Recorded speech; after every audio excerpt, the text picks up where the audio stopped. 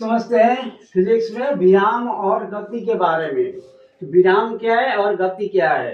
तो विराम तो समझिए है कि विराम मतलब रेस्ट होता है, यानी आराम करना, और गति मतलब चलते रहना, हिलते रहना, डुलते रहना है। क्या हो गया? गति हो गया। लेकिन इसको परिभाषित कैसे करेंगे विराम को?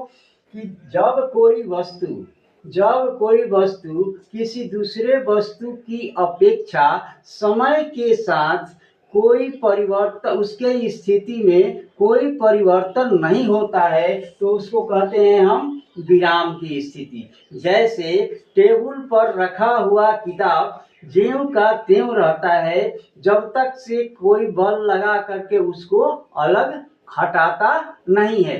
तो पुस्तक क्या है? जहाँ है वहीं पड़ा हुआ है, तब उसको हम कहते हैं विराम की स्थिति में। और गति क्या है? तो गति वह चीज है कि कोई भी वस्तु किसी दूसरे वस्तु की अपेक्षा समय के साथ वह अपने में परिवर्तन करता है, अर्थात स्थिति में परिवर्तन होते रहता है, उसको हम लोग कहते हैं गति।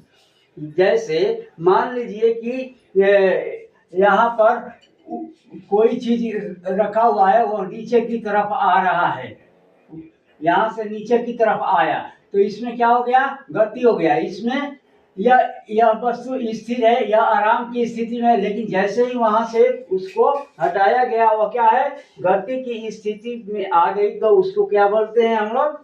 गति।